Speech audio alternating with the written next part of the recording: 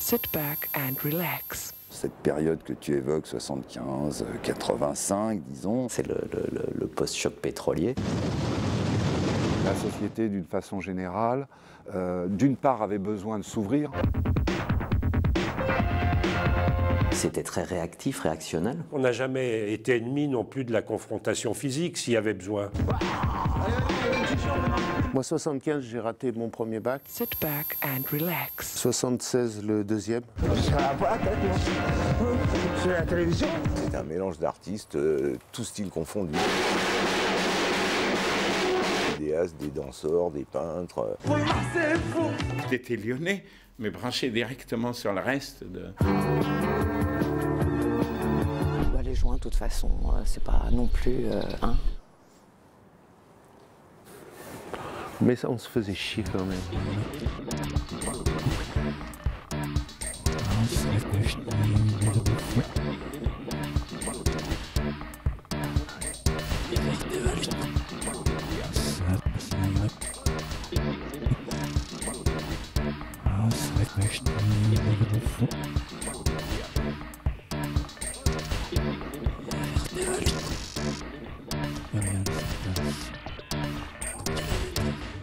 So, be our guest.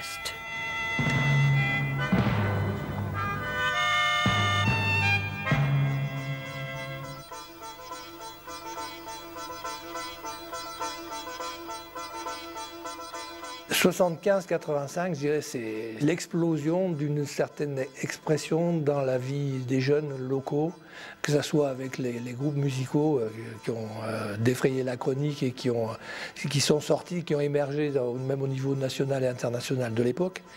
Et puis, je dirais, l'arrivée du Front commun de la gauche, comme on dit, qui a quand même bien facilité des choses au niveau de l'implantation d'instruments, de possibilités. L'imagination arrivait d'une certaine façon avec un décalage de 15 ans par rapport à 68, hein, où on pensait que l'imagination était au pouvoir. On a quand même réussi à mettre sur pied des possibilités. La ville de Lyon, je dirais, a pris une envergure complètement différente. Je dirais que son vernis a commencé à se craqueler et que la ville de Lyon est devenue une ville où il devenait intéressant d'y passer. N'oublions pas non plus qu'on est dans la période Giscard, qui fait suite à De Gaulle, et c'est pas très rigolo encore. Et puis l'ouverture, c'est pas encore ça. Et nous, dans la tête, ce qu'on avait, c'était des choses comme Breton, les surréalistes, des attitudes radicales, Relax. Un idéal artistique et aussi politique. Quand tu vois Giscard, qui était le plus jeune président de la République qu'on ait jamais vu.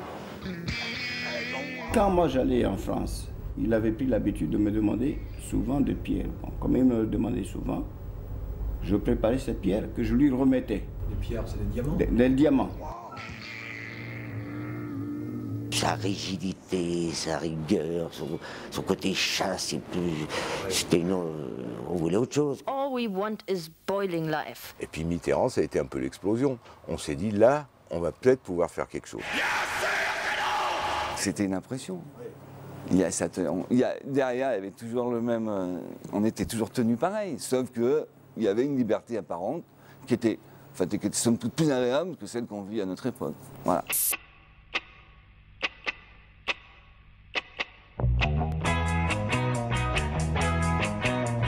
L'arrivée de la gauche au pouvoir nous semblait l'assurance des lendemains qui chantent. Enfin, sur le plan de la télévision et de la radio, ils n'ont pas chanté longtemps. Into the modern world. Sur le coup, ça donnait envie, tout le monde bougeait, on partait dans n'importe quoi. Radio Bellevue, par exemple, ça a démarré sur une idée, une envie.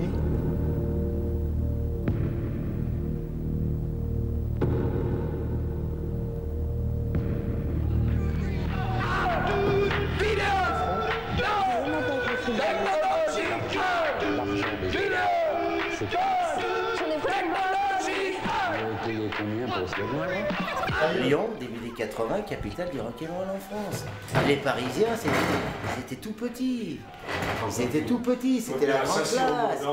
Et évidemment, avec Radio Bellevue, que tous les lascars étaient comme des dingues, ils arrivaient, ils cherchaient à capter ça, t'étais un peu loin de Lyon, tu pouvais pas capter, tu te faisais enregistrer par un pote. C'est quoi la fréquence? C'était mortel. 95,8. Ce que l'on retiendra ce matin, Villeurbanne a battu Monaco. assassiné, ligoté et bâillonné dans sa baignoire, a permis de retrouver dans une forêt Quand Bellevue a démarré, c'était un 4 juillet 81, si je me souviens bien. Donc dès que Mitterrand a été élu, on a démarré en vrai pirate. Hein, le Mitterrand, il a mis quand même 2-3 mois avant de commencer à nous laisser tranquilles. C'est cette espèce de grand soupir en disant enfin, on va sortir de ces 3 radios qui contrôlent tout.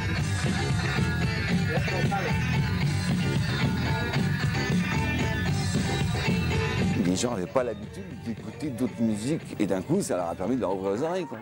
C'est exactement le même phénomène qu'Internet. Les maisons de disques se plaignent, mais honnêtement, ça nourrit culturellement tout le monde et ça permet quand même d'ouvrir les oreilles pour pouvoir s'intéresser aux choses. Donc c'est quand même... Ça n'a pas tué la musique, les radios libres. Internet, tu n'auras pas la musique, tu n'auras rien du tout. Bonjour madame. Bonjour monsieur. Alors les choses importantes qui sont dans cette chose, ce sont... 20h sur Bellevue 989, voici comment passer une bonne soirée. On voyait des trucs qui étaient intéressants, c'est-à-dire on voyait Lyon à travers les logos de Radio Bellevue par exemple. On voyait ça sur les valises des artistes dans les aéroports, à Paris, à Roissy, à Berlin, à Londres, à New York, c'est totalement impressionnant.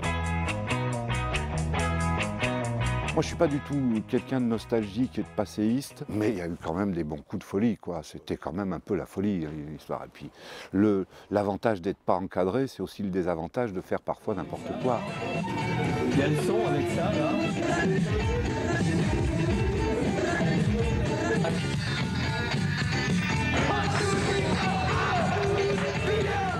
Tout ce qui tournait autour de Radio Bellevue à l'époque, de tous ces groupes parallèles ou de l'intérieur, c'est vrai que c'était un mélange d'artistes, tous styles confondus, des vidéastes, des danseurs, des peintres, des rock'n'rolleux, des vieux babas, des fumeurs de joints, de tout, mais ça brossait tout le monde en même temps. C'est vrai qu'il y avait...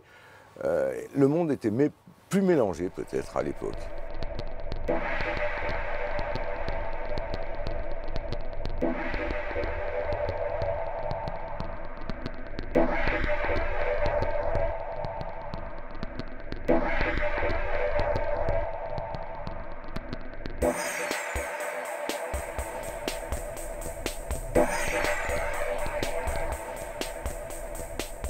Movida, bon, pourquoi pas, c'est une formule que je suis prêt à reprendre parce qu'elle peut caractériser une partie de ce qu'ont vécu un certain nombre, disons, de créateurs, je dirais, de cette ville, qui étaient dans des domaines divers, culturels, communication, etc.,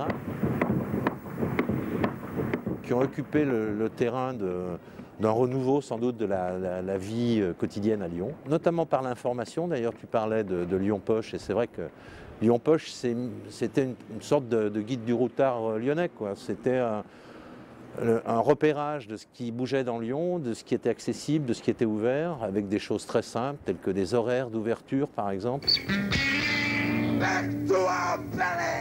On a décidé de lancer Lyon Poche parce qu'on s'emmerdait un petit peu. C'est Jacques qui revenait de Paris un jour et qui dit « mais on veut aller au cinéma, on veut sortir, il n'y a rien ». Et c'est comme ça que l'idée a germé. Il y avait une demande, on a apporté l'offre et puis voilà. Tout simplement, et ça a été un succès immédiat.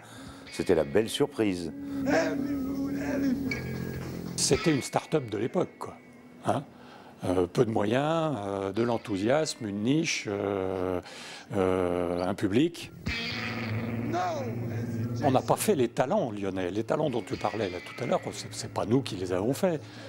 Ceci étant, on les a sans doute aidés à éclore, à se déployer d'abord à Lyon et puis ensuite ailleurs. C'est vrai que les groupes de musique étaient dans leur coin, le théâtre pareil, alors qu'il y avait les planchons et tout et compagnie, mais tout ça était très confidentiel. Quand on sait qu'à l'époque, ne serait-ce que les restaurants, ce qui est resté une maladie de la lyonnitude, était ouvert avec des heures invraisemblables, quoi. C'est l'époque où sont nés les restaurants de nuit à Lyon. On pouvait manger à 1h du matin à Lyon. Et ça a permis beaucoup que des artistes venant d'univers tout à fait différents se frottaient les uns aux autres, se rencontraient, et voilà. Alors je ne sais pas quand est né le bistrot de Lyon, mais ça a été un événement culturel extrêmement important. Parce que l'on fasse un film, qu'on passe à l'opéra ou qu'on aille dans une galerie expérimentale, on allait manger au bistrot de Lyon et tout le monde se retrouvait là. Ça a changé beaucoup la vie de Lévy.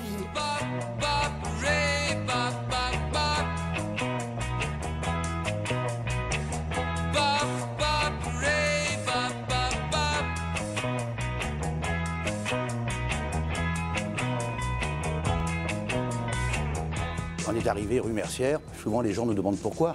Parce que rue Mercière, c'était la rue la plus mal famée de Lyon. Quand on est à l'école hôtelière, on dit tiens, on va ouvrir un bistrot de copains et tout, on va faire un petit bistrot, voilà. Et bien le bistrot de Lyon est monté par rapport à ça. Et ça a été un succès tout de suite. Hein. Il faut savoir que c'était un bordel, nous, hein, qui était encore plus ou moins en exercice, encore en 1974. On était ouvert jusqu'à 7 h du matin. C'était le rendez-vous de tous les artistes de Lyon.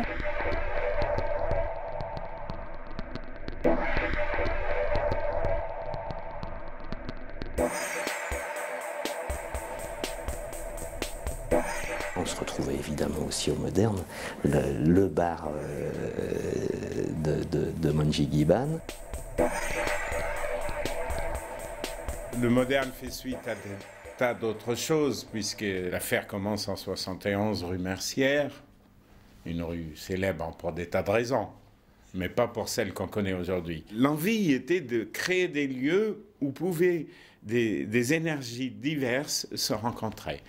Alors évidemment, on sortait du politique, mais le politique n'était plus simplement de manifester et d'occuper la fac, il était aussi partout, dans le théâtre, dans la musique, dans les architectes qui s'installent. 10 paintings, 10 videos, 10 songs, 10 people.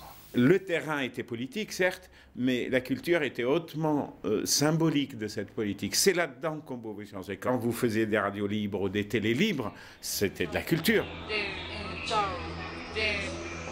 Canal 22, protégé, enfin permis, autorisé par l'évêché de Fourvière. Ils avaient autorisé l'installation d'une antenne, etc., etc. Donc en fait, ils étaient dans la désobéissance, et ce qui est plutôt amusant de la part des curés.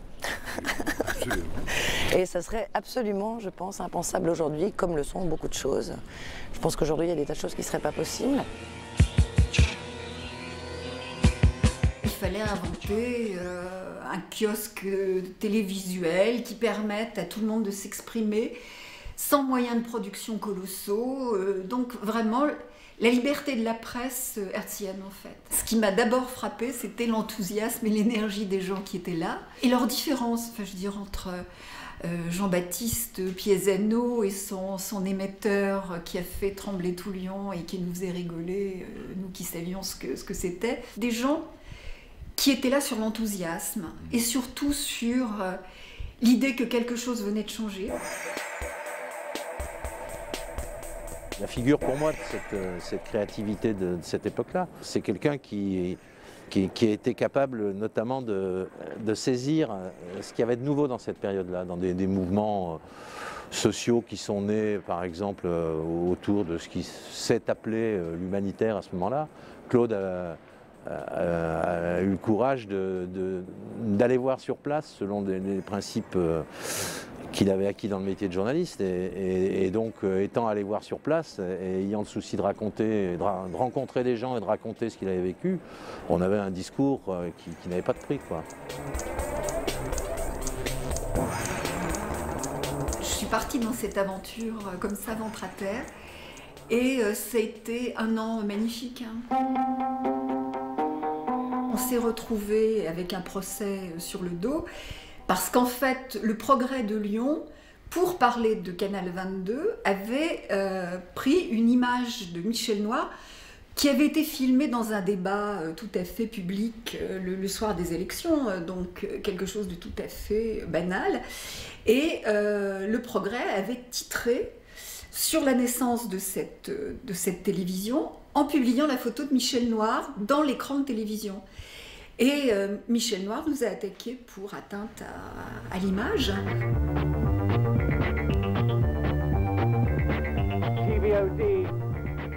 on s'est retrouvés dans un procès extraordinaire, très chic, hein, avec l'avocat du Monde qui nous défendait, Michel Noir absent, représenté par ses avocats. Nous avons gagné.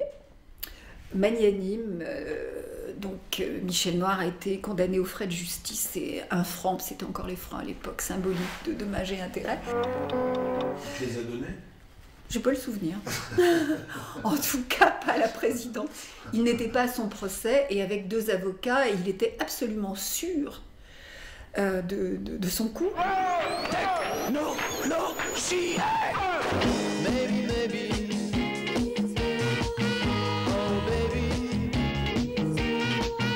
La vidéo, l'intérêt de la vidéo, c'est qu'on va arriver à un nouveau support qui s'appelle Lumatic. Donc on peut transporter sa caméra, son recorder avec soi, avec des tout petites cassettes. Ça permet de filmer, de tourner facilement partout, n'importe quand. Et donc les premières vidéos, moi que j'ai vu réaliser étaient tournées en Numatic. Et je crois qu'un des premiers, la première agence sur Lyon qui tournait en vidéo était Caméra. C'est arrivé de cette manière-là, par un support qui était nouveau et qui a permis une forme d'expression qu'on a utilisée dans la vidéo danse. Je pense à Charles Pic qui a fait beaucoup de choses dans ce sens-là sur Lyon. Et puis d'autres formes d'expression plus expérimentales.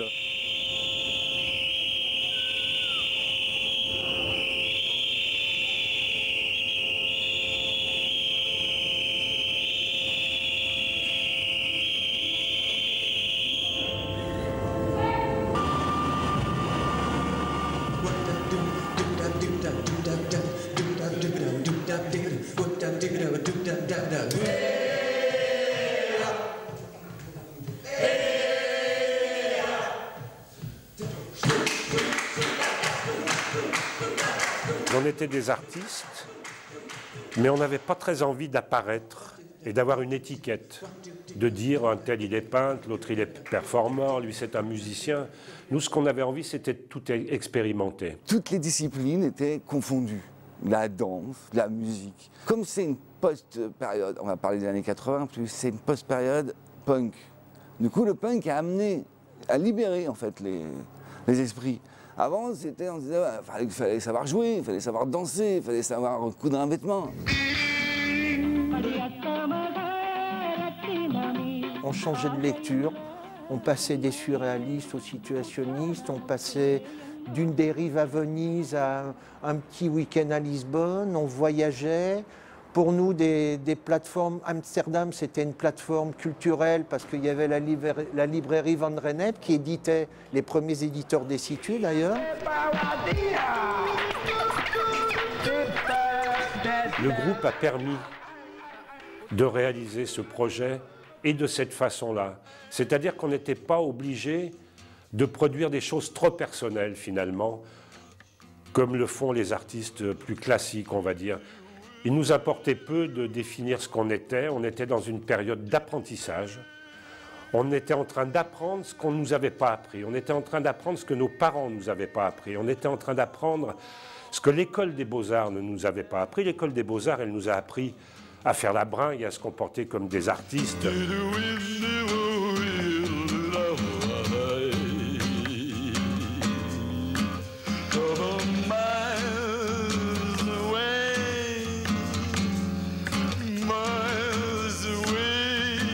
Cette période d'apprentissage qui a été très riche, il nous a permis de découvrir la notion de laboratoire, de redécouvrir la notion de laboratoire.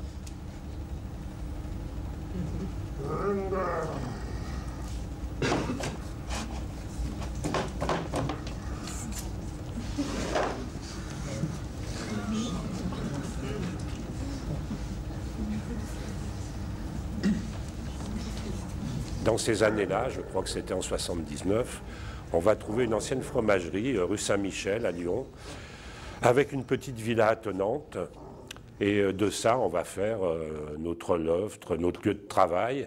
Dans un premier temps, sans chauffage et avec des moufles. Et puis dans un deuxième temps, aménagé avec des subventions, avec nos propres moyens.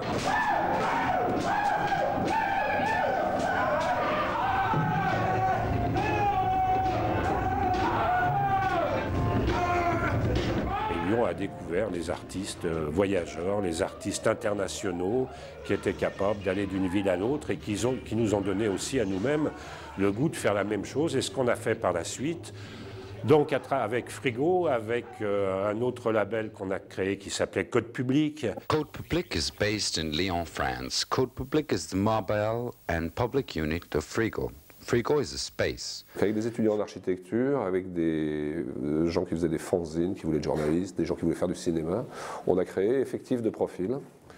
On était 32 au départ. Et pendant un petit moment, on a monté des projets, des expositions. Pendant ce temps-là, Frigo à côté faisait des événements aussi. On a eu l'idée un jour de faire un échange culturel entre Lyon et Barcelone. Donc je me suis retrouvé à partir à Barcelone pour promouvoir la culture lyonnaise, qui était effectivement très dynamique.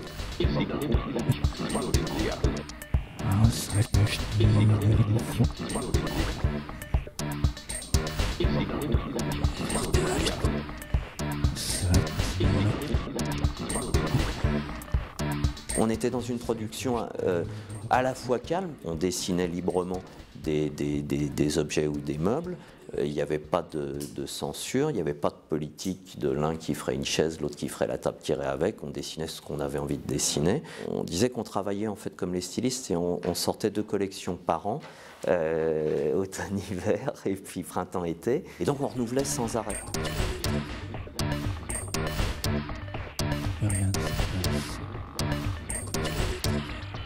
Chacun traduisait l'époque ou ses envies à travers son métier, ou si on peut dire ça, parce que c'était pas des métiers. On travaillait pas en fait. On n'avait pas du tout l'impression de travailler. Le chômage était un art de vivre. In Lyon or elsewhere. Je me rappelle très bien qu'on bossait 3 mois. On partait et puis on vivait sur le chômage après pendant un certain temps, puis on rebossait de temps en temps et tout ça, quoi. Ça c'était quelque chose qui était une façon de vivre de l'époque. Aujourd'hui ce serait totalement angoissant et à cette époque-là, relax. Je disais pantouflard tout à l'heure, mais c'est vraiment plus confortable, quoi. Mais tout le monde avait un peu d'argent, mais tout le monde était heureux, il y a eu le chômage, on ne savait pas qu'est-ce que c'était. J'ai souvenir de ce bar du bistrot où les gens, ils étaient là avec des billets pour... voilà, ils étaient sur 3 rangs, et ils se battaient pour boire et pour dépenser. J'oserais dire qu'on vivait bien. Mais c'était un peu particulier parce qu'on était... ce que je disais, d'abord, c'était pas le revenu du travail, on n'avait pas l'impression de travailler. Et puis, on était invités de partout. On avait des expos, à la fois on était des demi-smicards, mais en même temps, on était invités à exposer au Canada, aux États-Unis, en Italie, dans les pays de l'Est y compris, en Europe un peu de partout.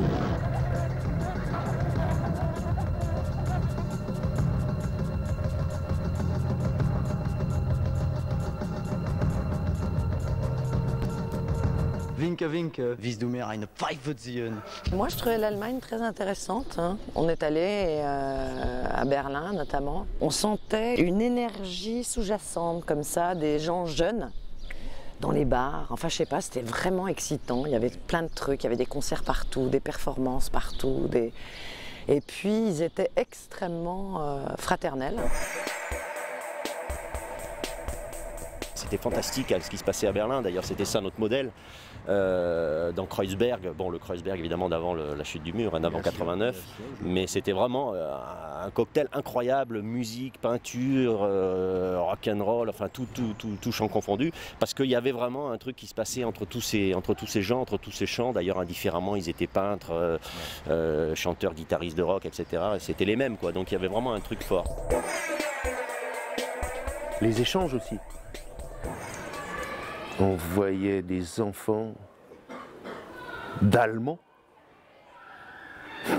dans nos sillons, qui venaient dans nos sillons. On les avait mis un peu dans une espèce de catégorie de fils de traîtres et fils de nazis et filles de nazis. Et en fait, c'est pas du tout ça. Mais c'est pas un nazi, on dit. Wunderbar.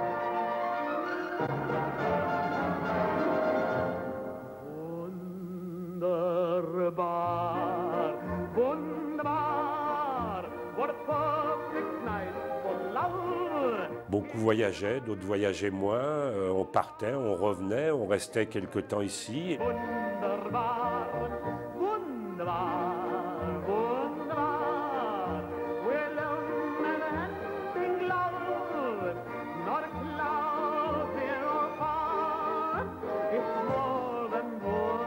On partait à Rotterdam pour une manifestation, fabriquer des affiches là-bas, produire des performances, rencontrer des artistes pour les faire venir à Lyon.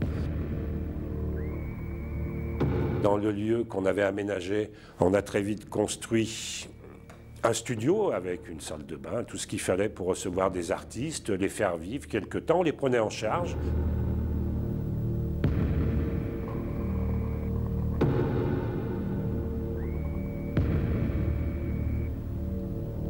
On a été intéressés par ces artistes internationaux parce qu'ils étaient simples, parce qu'ils étaient intéressants, parce qu'ils nous ont appris quelque chose, parce qu'ils échangeaient librement, parce qu'ils n'avaient pas peur de donner, parce qu'ils montraient.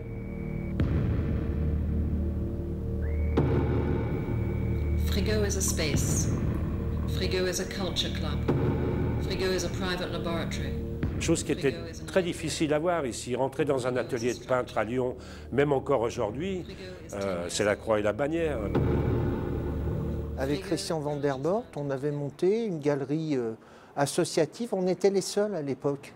Donc on se sentait un tout petit peu seul de montrer des expos tous les 15 jours, d'amener des Allemands, d'amener des Italiens, des Espagnols.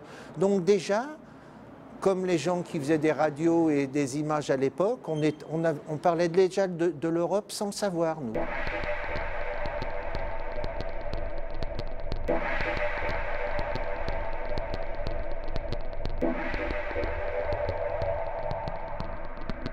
Moi, je découvrais l'art contemporain, notamment avec une exposition importante qui a été montée à l'ELAC par Jean-Louis Mauban, qui est l'art américain dans les collections privées françaises. Où là, j'ai pu découvrir des grands peintres type comme Kenneth Noland, Frank Sella, Motherwell ou de Kooning.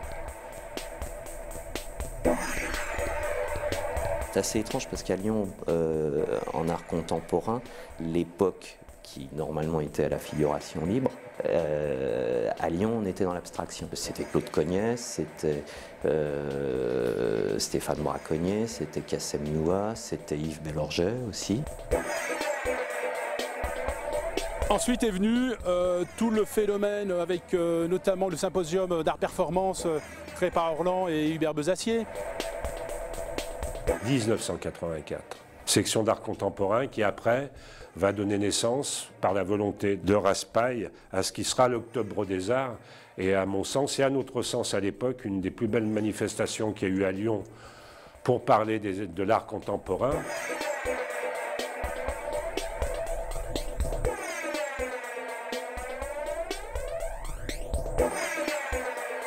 C'est toute la peinture américaine. Donc c'est Stella, Pollock, c'est tous ces gens. Tous vendaient très très bien. On n'avait même pas passé notre diplôme. C'était même bien d'acheter des peintures. On ne savait pas les prix, on ne connaissait rien. On pouvait nous dire 20 000, 30 000 francs, parce qu'il y avait le franc. Et puis des fois 5 000, on ne comprenait pas.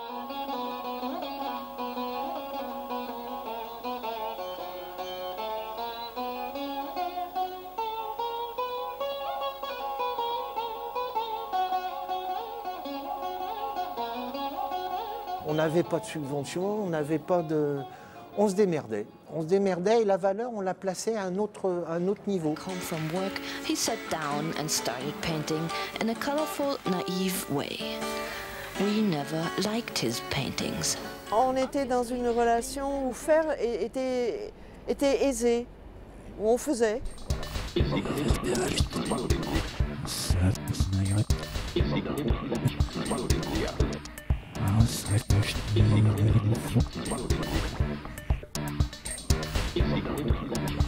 On s'en foutait un peu de savoir ce qu'on était en train de faire, même si on avait peut-être des médiums plus définis. La danse, c'est vrai que c'est très concret. Moi, j'ai jamais été une intello, j'ai jamais travaillé sur les concepts, donc... mais on était des promeneurs, on se baladait beaucoup, on sortait aussi beaucoup.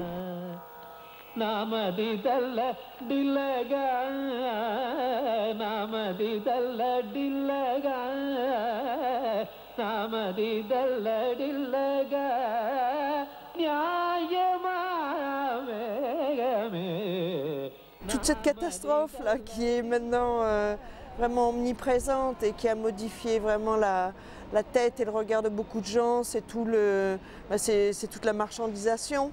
On était à un moment où cette chose était finalement assez positive, dans le sens où il y avait un équilibre politiquement entre le rêve et puis et l'argent. C'est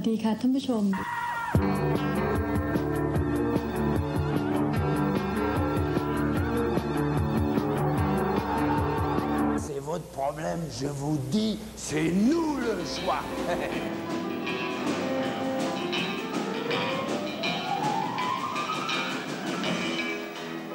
Je me rappelle qu'il y avait une série de concerts importants dans le début des années 70 à Lyon, les premiers gros concerts au Palais des Sports, et que dans cette période assez libertaire, on considérait que les concerts devaient être gratuits. Et il y avait beaucoup de bagarres, beaucoup de velléité, en tout cas de rentrer dans les concerts coûte que coûte, sans passer par la caisse. La sécurité était malheureusement vraiment un métier de sécurité. C'est-à-dire qu'on était là pour défendre la caisse et les portes. Dans les années 78, il était évident pour un certain nombre de gens que les concerts devaient être gratuits. Mais ce n'était pas par opportunité, pour eux, ça devait être gratuit. Donc il fallait rentrer en force. Et donc nous, si on voulait continuer à vivre et faire des concerts, il fallait les empêcher. C'était une espèce de jeu aussi, un jeu qui devenait quelquefois assez violent, qui l'a été notamment par la réaction et de la préfecture et de la municipalité, qui a envoyé très rapidement des cars de CRS et des gardes mobiles ou de la police tout simplement, et qui ne louait justement plus les salles à la suite notamment d'un concert de 73 de Led Zeppelin, où il y a eu une bataille rangée devant le Palais des Sports, et il y a eu 3 ans d'interdiction de concert, 3 ans d'interdiction de concert sur Lyon. Aujourd'hui, les gens de sécurité dans les spectacles font plus de l'accueil que de la sécurité. Ils accueillent les gens, ils sont bien habillés, ils sont polis. Je ne supporterais pas autre chose, mais il y a eu des difficultés. Moi, j'ai eu des épisodes très douloureux par rapport à ça dans ma vie. Depuis ces années-là, les choses se sont nettement améliorées, franchement.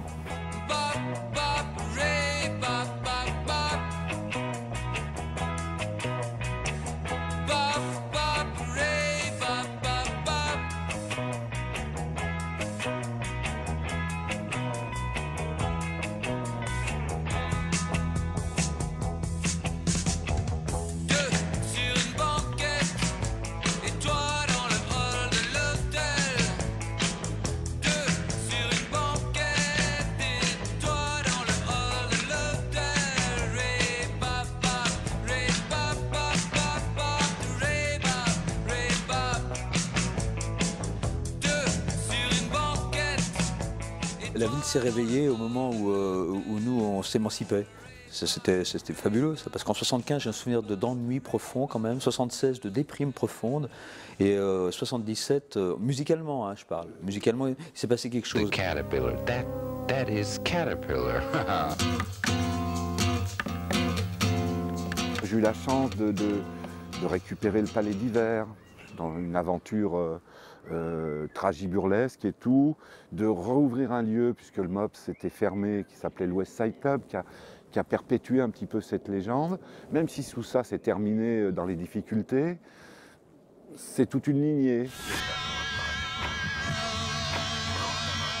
La génération des baby-boomers et même la suivante, des gens qui étaient nés peut-être dans les années fin 50, ont changé la donne. C'est-à-dire que l'exigence qu'il y ait des espaces pour le rock. Tout d'un coup, c'est fait entendre le poids d'une certaine notabilité lyonnaise, dont Raymond Barre était peut-être un des derniers exemples. Cette espèce de traditionnalité, de goût de la tradition à Lyon, s'est estompé au profit d'un renouveau. Bon, c'était porté par une nouvelle génération.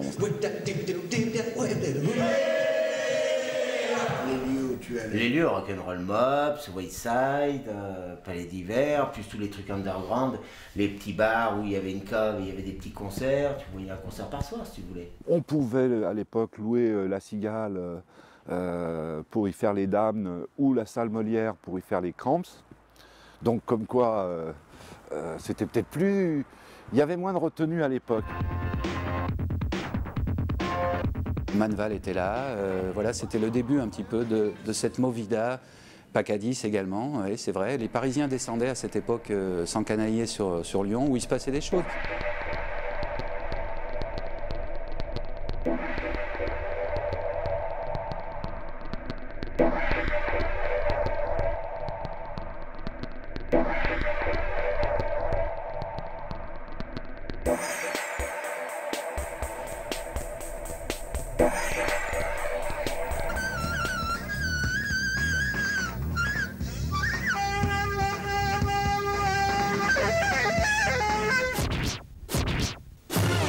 Actuel et Libé ont lancé l'idée qu'il y avait une scène lyonnaise très importante en France. Alors, en fait, il y en avait, à part Paris, il n'y avait rien d'autre en France. Alors, du coup, Lyon est apparu comme le lieu d'un bouillonnement singulier. J'ai fait un papier à l'époque et j'étais sur Lyon, la scène rock de Lyon, qui existait.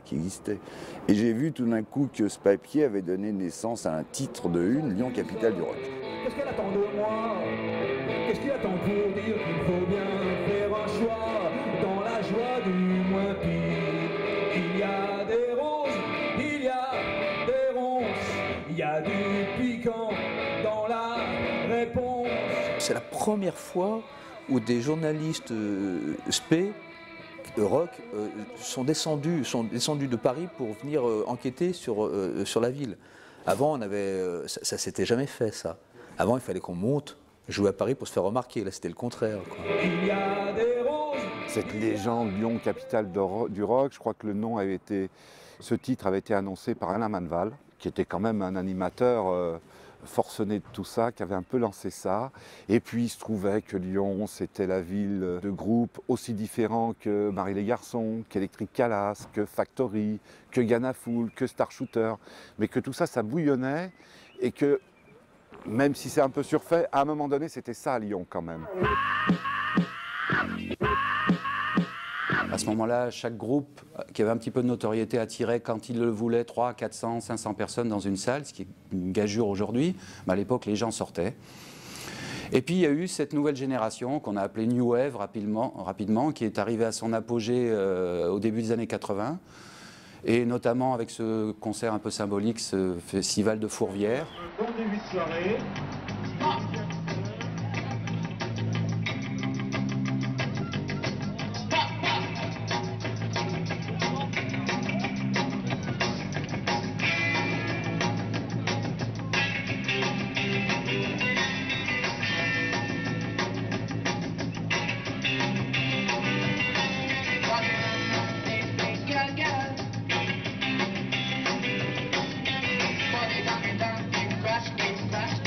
Le grand signal de cette époque, c'est un truc hallucinant, le festival rock de Fourvière. En tous les cas, la première édition, ça aurait dû être la seule d'ailleurs, comme ça restait légendaire.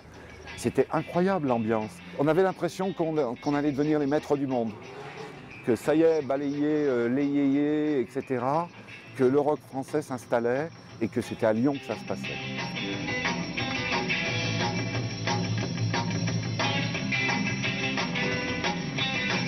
Nous qui écoutions Roxy Music, Eno, Velvet et tout, David Bowie, enfin c'était n'importe quoi. On était traités de PD intellectuels, quoi. Enfin bon. Un peu étranger à l'ensemble de la programmation. Complètement. Mais étranger totalement par rapport au public aussi. Le public, il n'a pas compris qu'on peut danser sur autre chose que du hard rock maintenant. Seulement, il y a d'autres choses maintenant, on n'est plus en 68. On sortait du lycée Saint-Exupéry à l'époque. Et on a monté ce groupe, je pense, dans l'année 75. Ce qui était marrant, c'est qu'on nous appelait les intellectuels. Alors ça, c'est assez drôle, quoi. Parce qu'on s'habillait comme ça avant que ce soit la mode punk, un petit peu, voilà, extravagant. Et donc, on était qualifiés d'intellectuels. Par contre, après, quand tout le monde est devenu punk, nous, on s'est habillés, alors, hyper strict, tout à fait... qu'est-ce que je veux dire? J'avais... Voilà, jeunes gens de bonne famille. J'avais repris les chemises Lacoste de mon père, enfin, bon, des trucs comme ça. Et on s'est quand même continué à se faire traiter d'intellectuels. Donc, c'était assez drôle. Ce décalage a toujours existé avec Marie et les Garçons. Nous, on avait déjà commencé à tourner légèrement disco à l'époque, donc ça a continué. On s'est fait jeter d'une manière assez extraordinaire. Canette pleine, bien sûr, hein, ça, c'était plus... Voilà. Et il y avait à peu près 20 cm de canettes à la fin du passage du groupe, quoi. Donc voilà. C'était beau. C'était très beau, quoi. Ce qui s'est passé à ce moment-là, c'était magnifique. D'abord, j'allais dire graphiquement, mais à filmer, c'était beau, cette pluie de canettes, c'était merveilleux. Et puis la réaction de tous ces groupes qui sont montés, tous ces musiciens qui sont montés par solidarité ou par jeu, je sais pas quoi. C'était génial, quoi, c'était génial.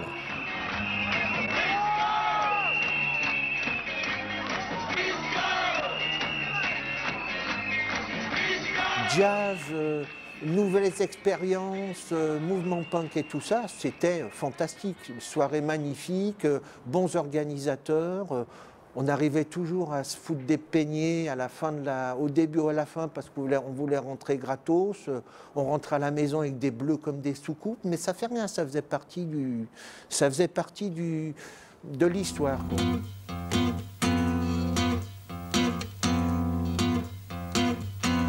Sex and Drug et Rock'n'Roll, je l'organisais mais j'y touchais pas. C'était plus la génération Baba qui fumait des pétards. Évidemment que c'est l'arrivée massive de la cocaïne et de l'héroïne qui, à mon avis, fédère aussi un certain nombre de gens qui sortent. C'est arrivé avec des gens qui devaient revenir de voyage, de Thaïlande, des trucs comme ça, d'Asie, et qui ramenaient des bons produits, entre guillemets. Et c'était exceptionnel. Ça touchait une clientèle, entre guillemets, plutôt aisée ou branchée. Pas aisée, mais branchée quand même. Ah oui, une minorité, mais de gens qui comptaient. Donc, ou musiciens, ou mode, ou voyage. Donc si on prenait, c'était bien, c'était rare. Il n'y avait pas le côté junkie, misère, banlieue, tout ça, ça n'existait pas. C'est pas dans les banlieues que tu trouvais de la cam. Hein. Donc, comme les gens, c'était des gens entre guillemets d'une certaine qualité, qui étaient intéressants, qui en prenaient un peu, donc on pouvait en prendre un peu avec eux. La rock'n'roll attitude était pour nous quelque chose de conventionnel. La bouteille de whisky sur l'ampli, le joint coincé dans le manche de guitare en haut, tout ça, on trouvait ça, mais on avait juste envie d'être provocateur dans ce sein-là, quoi. Donc on s'est amusé à prendre le contre-pied de ça, qui n'était pas très compliqué pour nous, parce qu'on était naturellement comme ça, quoi. On était franchement, c'était pas branché du tout dans les histoires de dope et compagnie, quoi. J'ai appris des années plus tard, moi, l'existence que je fréquentais des drogués, si tu veux.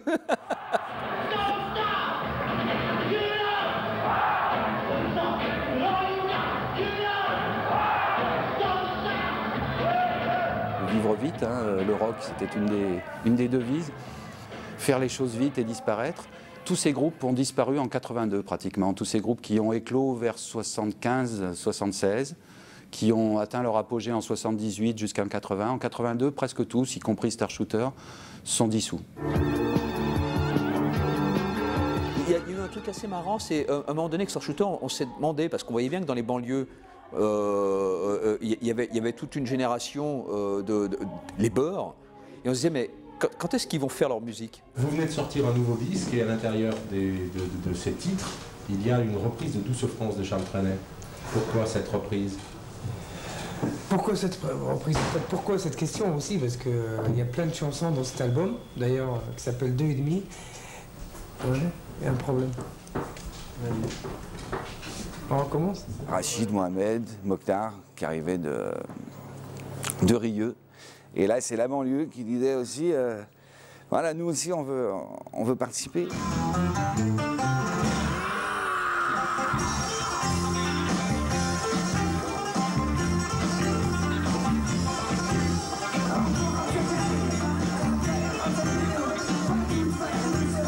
J'ai mes cartes de séjour, parce que pour moi, c'est là que le verre déborde et qu'on sent que ça mouille.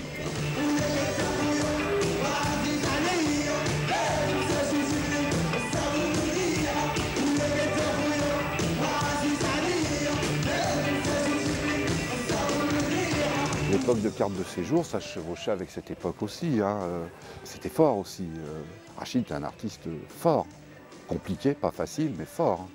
D'ailleurs, Rachid a beaucoup plus de succès à l'étranger qu'en France. À Londres, à New York, Rachid Taha, ça veut dire vraiment quelque chose.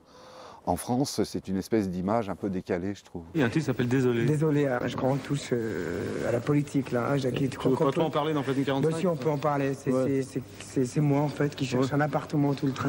C'est très politique, ouais. Et chaque fois que j'arrive, on me dit désolé, faut être Francis. Et t'as trouvé un appartement? Non, non, pas encore. Avec le groupe, je pense qu'on a beaucoup aidé. Quand on faisait des fêtes au local, il y avait 400 personnes qui passaient, mais de tout horizon, quoi. De l'ouvrier plombier jusqu'au directeur général d'EDF, quoi. Enfin bon. Je ne connaissais pas l'existence du racisme, personnellement. Je me posais pas la question de... Non, je sais pas... pour moi, il y avait des gens avec qui je m'entendais, des gens avec qui je m'entendais pas, point, puis c'est tout. On avait connu les tensions fin des années 60, tout ça, ex-racisme, bas étage, là, avec les bidonvilles au Tonkin, tout ça. Bon. Mais ça, c'était passé, le côté sordide, les anciens de la guerre d'Algérie, tout ça, c'était oublié.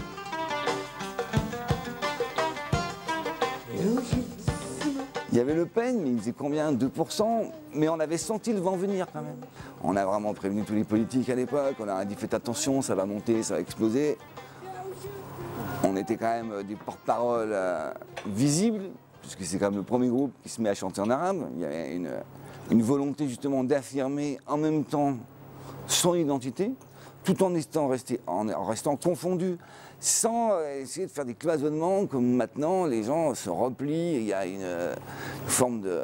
Ouais, il y a un retour sur soi et on se ghettoise, quoi. À l'époque, il n'y avait pas de ghetto de ce côté-là.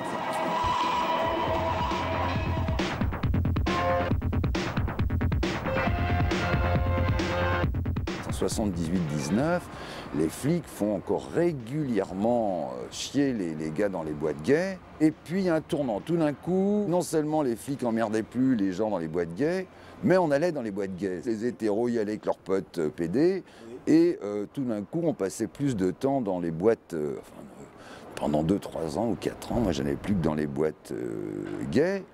Alors à l'époque, c'était surtout les gays garçons. Il n'y avait pas encore beaucoup de boîtes gays filles, enfin une boîte lesbienne, c'est pas ouvert. Mais c'est vrai que des figures lyonnaises qui sont toutes les deux décédées, Philippe Vacher, Jean-Pierre Barre, qui faisaient vraiment qui étaient un couple gay, bon, qui faisaient des fêtes chez eux, avec plein de monde, PD, hétéros, etc.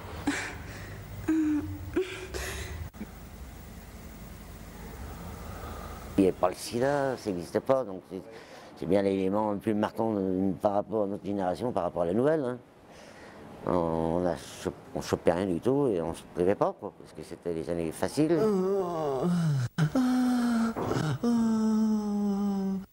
Il faut dire qu'on était très beaux à l'époque. Moi je faisais 1m98, j'étais blond, les yeux bleus. Les sex shops sont apparus, les cassettes vidéo porno en vente libre. Il y avait des fêtes très chaudes, oui, des fêtes très chaudes où beaucoup de gens baisaient un peu partout. La pilule était là. Et donc, le bonheur n'était pas dangereux, moins dangereux. C'était très très très libre, quoi. J'aime beaucoup le grand sourire. Ouais. Non, mais la question, elle n'est peut-être pas innocente, non? Non, elle est un peu fourbe. Ouais, elle est un peu fourbe. Non, c'est vrai, bah, ça fait partie de la vie, quoi. C'est quand même une des plus belles choses qu'on puisse vivre, non?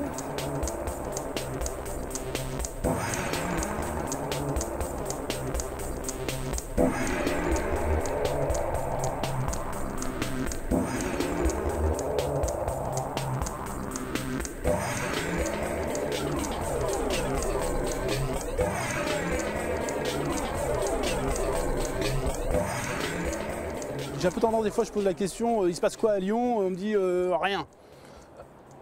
Aujourd'hui, ça me donne l'effet d'un retour en arrière ou je sais pas. Je devais dire on est un peu en Suisse maintenant. Il y a ce côté balien, oui.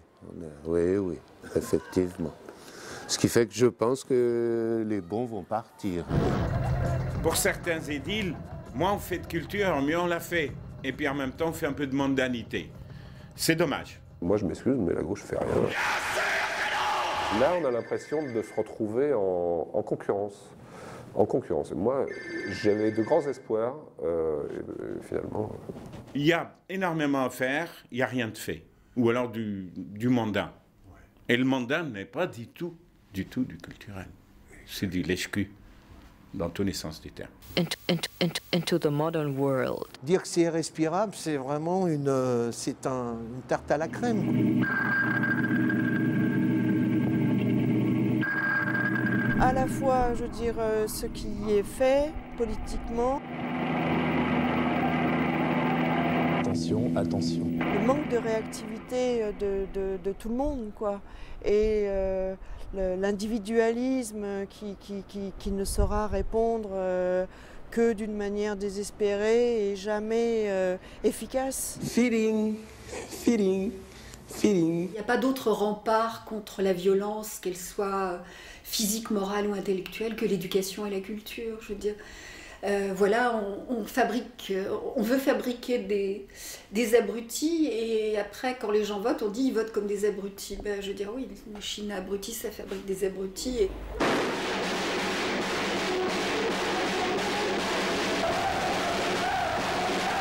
No more boiling art shit. All we want is boiling life. From the 60s to the 70s to the 80s to the 90s up to the 2000s. Par moment, on se rêve jeune.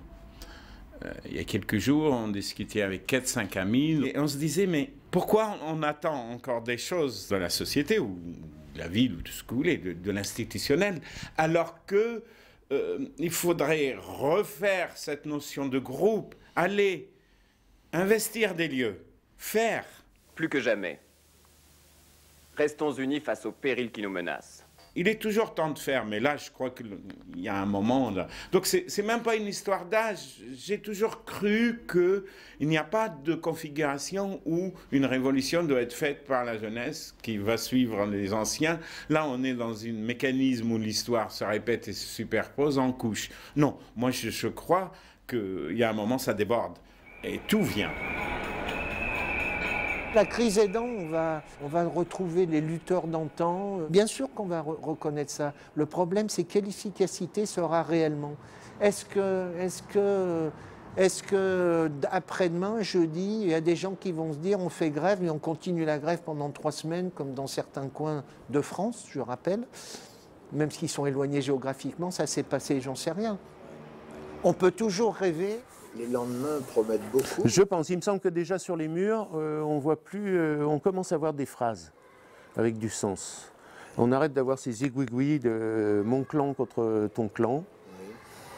Moi, je m'étais battu contre mes fils qui étaient tout contents de faire des grands chromes et des trucs comme ça. Par le fait de partir en garde à vue, ça n'avait pas beaucoup de sens. Mais ces derniers temps, on commence à avoir des jolis slogans. Et puis pour l'instant, c'est en train de partir de loin dans nos anciennes colonies. 2010 va être formidable. J'espère. J'espère.